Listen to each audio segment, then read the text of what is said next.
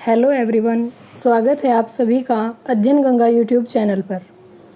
आज हम भारतीय भूगोल से संबंधित मोस्ट इम्पोर्टेंट क्वेश्चन को सॉल्व करेंगे जो NCERT बेस्ड होंगे, जो दिल्ली पुलिस और अन्य सभी प्रतियोगी परीक्षाओं के लिए काफ़ी महत्वपूर्ण होंगे।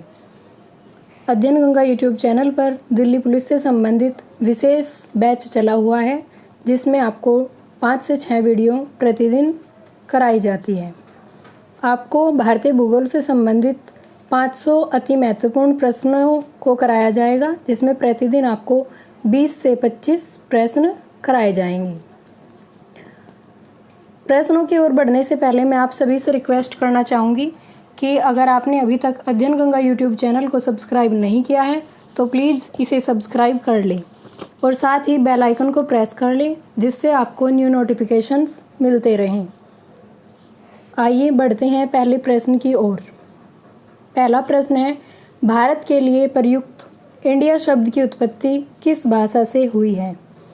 ऑप्शन ए अरबी, option B Farsi, option C Greek, option D Urdu. मैं आपको बता दूं कि भारत के लिए प्रयुक्त इंडिया शब्द की उत्पत्ति ग्रीक भाषा से हुई है और जो ग्रीक भाषा का शब्द है इंडस से हुई है इंडिया शब्द की उत्पत्ति, जो कि ग्रीक भाषा का शब्द है। बढ़ते हैं सेकंड प्रश्न की ओर। सेकंड प्रश्न है, भारतीय संविधान के किस अनुच्छेद में भारत अर्थात इंडिया राज्यों का संघ होगा स्पष्ट किया गया है? अनुच्छेद 2, अनुच्छेद 1, अनुच्छेद 4 या अनुच्छेद 9? तो जो आंसर है वो होगा बी, यानी अनुच्छेद 1। भारतीय संविधान के अनुच्छेद 1 में स्पष्ट किया गया है कि भारत अर्थात इंडिया राज्यों का संघ होगा। India that is Bharat should be the union of states. बढ़ते हैं नेक्स्ट प्रश्न की ओर। नेक्स्ट प्रश्न है, भारत पृथ्वी के किस गोलार्ध में स्थित है? उत्तरी दक्षिणी गोलार्ध, उत्तरी पूर्वी गोलार्ध, उत्तरी पश्चिमी गोलार्ध या पूर्व पश्चिम गोलार्ध? आइए पहले से समझते हैं। जो पृथ्वी है वो थोड़ी गोल है और ध्रुवों से चपटी है। पृथ्वी के मध्य से भूमध्य और देशांतर रेखा गुजरती है। ये उत्तर दिशा, ये दक्षिण, ये पूर्व और ये पश्चिम। तो जो हमारा भारत है वो यहाँ पर स्थित है। हमारा जो भारत है वो यहाँ स्थित है। तो ये हुआ उत्तर पूर्वी।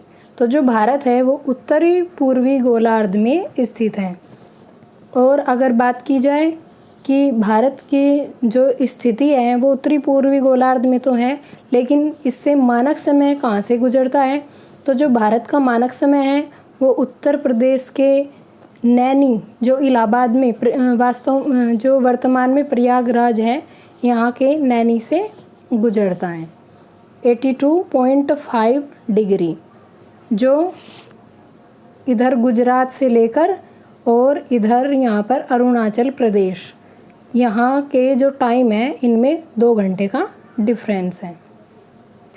अगर अरुणाचल प्रदेश में 5 बजे हैं तो गुजरात में 2 घंटे बाद 5 बजेंगे। यही कारण है कि अरुणाचल प्रदेश में सूर्य पहले निकलता है और गुजरात में 2 घंटे बाद। बढ़ते हैं अगले प्रश्न की ओर। अगला प्रश्न है, भारत का मानक समय माना गया है? तो अभी मैंने आपको समझाया है 82.5 यानी 82.5 डिग्री पूर्वी देशांतर, क्योंकि भारत पूर्वी देशांतर में स्थित है इसीलिए जो भारत का मानक समय है वो 82.5 डिग्री पूर्वी देशांतर है। इसीलिए न तो 97 डिग्री उत्तरी पूर्वी, न ही 80 और न ही 81। सही आंसर होगा 82.5 डिग्री पूर्वी देशांतर। बढ़ते हैं अगले प्रश्न की ओर। अगला प्रश्न है, कर्क रेखा भारत के कितने राज्यों से होकर गुजरती है? 7 राज्यों से, 8 राज्यों से, 9 राज्यों से या 6 राज्यों से? तो जो कर्क रेखा है वो भारत के 8 राज्यों से होकर गुजरती हैं। उन राज्यों के मैं नाम बता देती हूँ। जो कर्क रेखा है वो गुजरात, राजस्थान, मध्य प्रदेश, झारखंड, छत्तीसगढ़, मिज़ोरम, त्रिपुरा और बीच में आपका बचा पश्चिम बंगाल। भारत के 8 राज्यों से होकर जाती है कर्क रेखा। बढ़ते हैं अगले प्रश्न की ओर। अगला प्रश्न है, निम्न में से किस भारतीय राज्य से कर्क रेखा होकर नहीं गुजरती? तो मैंने अभी बताया है, राजस्थान से गुजरती है, गुजरात से गुजरती है, झारखंड से, लेकिन उत्तर प्रदेश से नहीं गुजरती। इसलिए आंसर होगा सी, भारतीय राज्य से, इनके उत्तर प्रदेश राज्य से कर्क रेखा नहीं गुजरती। अगला प्रश्न है, भारतीय भूभाग की लंबाई पूर्व से पश्चिम तक कितनी है?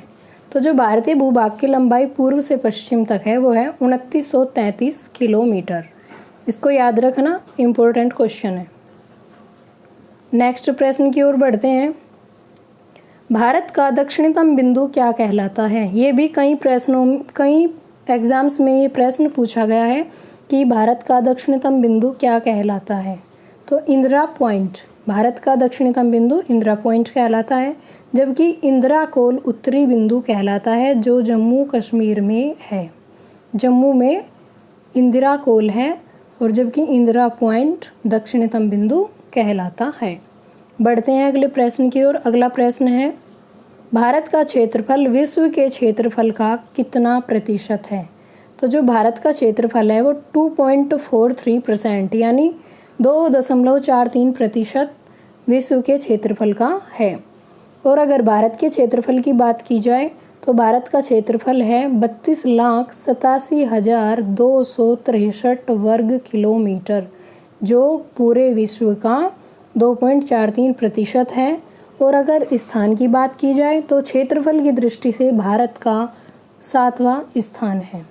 और अगर यहीं पर मैं आपको बता दूं, अगर जनसंख्या की बात की जाए तो विश्व में जनसंख्या के हिसाब से भारत का 2रा स्थान है। बढ़ते हैं अगले प्रश्न की ओर। भारत में वर्तमान में कितने केंद्र शासित प्रदेश हैं? जो कि आपका करंट से रिलेटेड भी क्वेश्चन माना जाएगा और इम्पोर्टेंट भी है, क्योंकि अभी वर्तमान में 2019 में जो जम्मू कश्मीर है उसके 2 हिस्से कर दिए गए हैं। जम्मू कश्मीर के 2 हिस्से कर, एक लद्दाख और दूसरा जम्मू एंड कश्मीर, 2 केंद्र शासित प्रदेश बनाए गए हैं, जिसमें से वर्तमान में 8 केंद्र शासित प्रदेश हैं। पहले थे 7, अब 8 इसलिए हैं क्योंकि जो दमन और द्वीप है और दादरा और नगर हवेली है उन दोनों का विलय कर दिया गया है। इसलिए वर्तमान में भारत में 8 केंद्र शासित प्रदेश हैं। अगला प्रश्न है, भारत में कितने राज्य समुद्र के किनारे स्थित हैं? तो भारत के 9 राज्य समुद्र के किनारे स्थित हैं, जिसमें से 5 पश्चिमी राज्य और 4 पूर्वी राज्य। ये भी पूछ लिया जाता है कि कितने पश्चिम में और कितने पूर्व में। तो 5 पश्चिम के राज्य और 4 पूर्व के राज्य ऐसे हैं जो समुद्र के किनारे स्थित हैं। बढ़ते हैं अगले प्रश्न की ओर। इनमें से कौन सा भारत का पड़ोसी देश नहीं है? तो देखिए, भारत का पड़ोसी देश पाकिस्तान है, चीन है, रूस नहीं है, भूटान भी है। भारत का पड़ोसी देश है पाकिस्तान, चीन, भूटान, नेपाल और इधर म्यांमार, अफगानिस्तान, लेकिन रूस भारत का पड़ोसी देश नहीं है। अगला प्रश्न है, आदम ब्रिज कहाँ स्थित है? जो मोस्ट इम्पोर्टेंट है और कई परीक्षाओं में पूछा जा चुका है। आदम ब्रिज तमिलनाडु और श्रीलंका के मध्य स्थित है, न ही नेपाल भारत के मध्य, न दोनों के और न ही इनमें से कोई नहीं। यह है तमिलनाडु और श्रीलंका के मध्य स्थित है। नेक्स्ट प्रश्न है, भारत की सबसे लंबी अंतर्राष्ट्रीय सीमा किस देश के साथ है? नेपाल के साथ नहीं है, भूटान के साथ नहीं है, बांग्लादेश के साथ है, चीन के साथ सबसे लंबी नहीं है। सबसे लंबी जो अंतर्राष्ट्रीय सीमा है ये बांग्लादेश के साथ है और बांग्लादेश भारत के 5 राज्यों से लगता है और सबसे ज़्यादा लंबी अंतर्राष्ट्रीय सीमा भी बनाता है। बढ़ते हैं अगले प्रश्न की ओर। भारत की सबसे छोटी अंतर्राष्ट्रीय सीमा किस देश के साथ है? तो भूटान एकमात्र ऐसा देश है जो सबसे छोटी अंतर्राष्ट्रीय सीमा भारत के साथ बनाता है। अगला प्रश्न है, भारत के किस राज्य की सीमा नेपाल, भूटान और चीन से लगती है? तो जो नेपाल, भूटान और चीन से लगने वाला राज्य है, आपने मैप में देखा होगा ऐसे ही थोड़ा ऊपर उठा रहता है अंगूठे की तरह, ये है सिक्किम। और सिक्किम राज्य जो है वो नेपाल, भूटान और चीन तीनों देशों से लगने वाला राज्य है। ये भी काफ़ी इम्पोर्टेंट क्वेश्चन है, इसे भी आप अच्छे से लर्न करेंगे। अगला प्रश्न है, केंद्र शासित प्रदेश लद्दाख की राजधानी का नाम क्या है? अभी बताया मैंने कि जम्मू और कश्मीर के 2 भाग कर दिए गए हैं, जिसमें जम्मू और कश्मीर और लद्दाख ये 2 केंद्र शासित प्रदेश बनाए गए हैं, और जिसमें से जो लद्दाख है उसकी राजधानी लेह को बनाया गया है। और साथ ही साथ मैं ये भी बता दूं, अगर विधानसभा पूछा जाए तो जम्मू कश्मीर में विधानसभा है, जबकि लद्दाख में विधानसभा नहीं है। नेक्स्ट प्रश्न है, भारत का सबसे लंबी तटरेखा वाला राज्य कौन सा है? भारत का सबसे लंबी तटरेखा वाला राज्य है गुजरात, जो 1600 किलोमीटर लंबी तटरेखा वाला राज्य है। ये प्रश्न भी मोस्ट इम्पोर्टेंट है और कई बार परीक्षाओं में पूछा गया है। अगला प्रश्न है, भारत और श्रीलंका किस जल संधि से पृथक होते हैं? तो भारत और श्रीलंका पाक जल संधि या पाक जल डमरू मध्य से अलग होते हैं।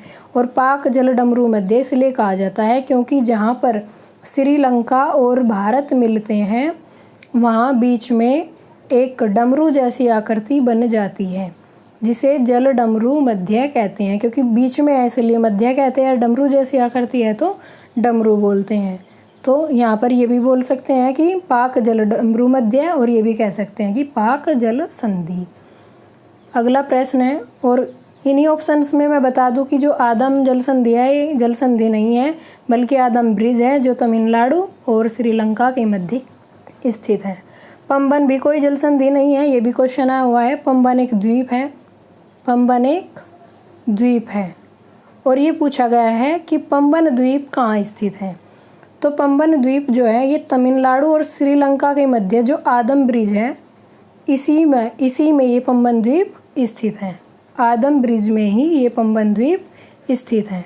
बढ़ते हैं, लास्ट प्रश्न है, द्वीप समूह स्थित है। ये थोड़ा मिसप्रिंट हुआ क्वेश्चन है। ये पूरा प्रश्न है आपका कि लक्षद्वीप समूह कहाँ स्थित है?